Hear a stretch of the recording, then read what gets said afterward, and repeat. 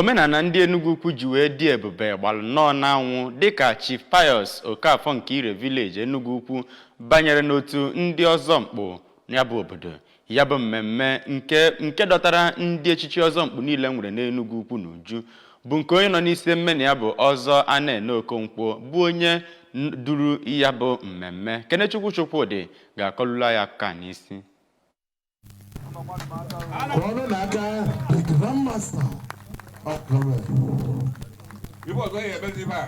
Ya bụ emume eji mara ndị Enugu Ukwu nke ha chịpụtara mgbe Chief Pius Okafor nke obodo Nri bụ onye nke a nabatara n'ọkwa Ozonkpu n'obodo ha. Ya bụ mmemme nke Ozonkpu bụ ndị obodo Enugu Ukwu bịakwara nke onye chịkọbara ya bụ Ọzọ Anene Okonkwo. Ozonkpu Okonkwo n'okwu ya na ya bụ mmemme kwuru na Ozonkpu bụ ọkwa dị iche n'obodo nke ndị mara ihe ekwe na-akụ, ndị na-ekwu eziokwu bụ ndị a na-enye ya bụ ọkwa. Ka ọ na-ekwu okwu mgbe e nyechara ya bụ ọkwa Ozonkpu nke gụnyere iyinye ya aka, inyekwa ya ngụ Ozonkpu nakwa iyinye ya okpu mmemme abụba na abụọ, tinyekwara ihe ndị ọzọ. Ozonkpu Okafor nke nwere afa Ezenwa bụ onye kwuru na onyinye ahụ bụ iji mee ka ọdịnala dịwakwa ma kwunwee na ọ ga-adị uchu ma na-ekwukwa eziokwu n'ihe gbasara emume obodo.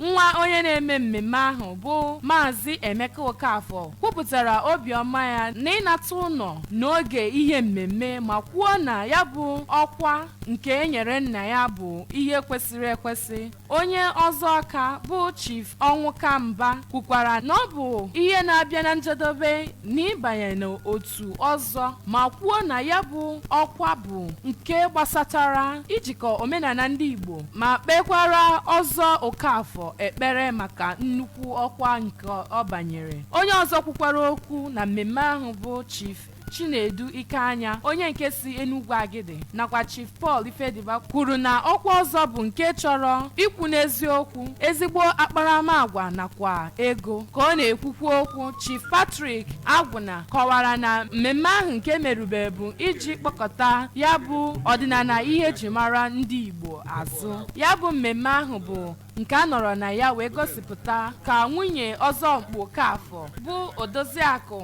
Nwanneka Okafor, egwu uvie, mmanwụ dị iche iche, ụmụ nwanyị gbara egwu nakwa imerime ihe ndị ọzọ bụ ihe gosipụtara na mmemme ahụ.